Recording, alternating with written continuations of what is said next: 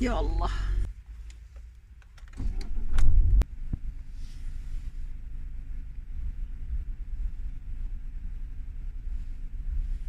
Kuzeybatı yönünde ilerleyin.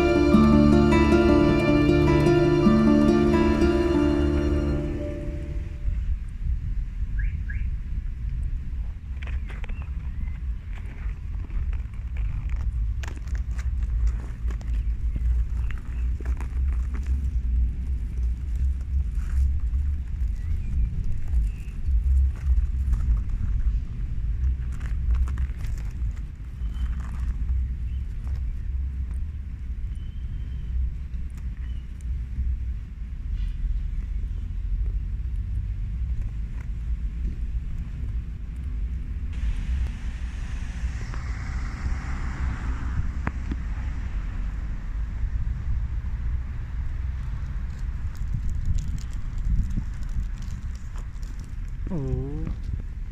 Gülhat Ana. Ha? Tati kıstakhane, tati piknike. Seyrange he. والله ما هاتنا نخوشخانه جي وما هاتنا سيرانده جي ما مشبك بخدم هر ركودة شام بريا حتى بقبري جي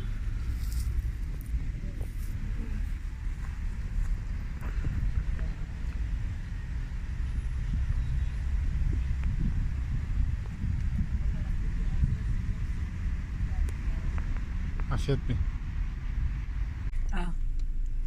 شو خلاص كل كي سباس خذ عمري تدريش كيما لا تأبى يا تجاب على Gülhat. لهذا سركف تنجبونا مع حموكا خذ ما جفي إيش خلاص بكي Hadi إن شاء bakalım. الله İnşallah. Derbas قال لك سباس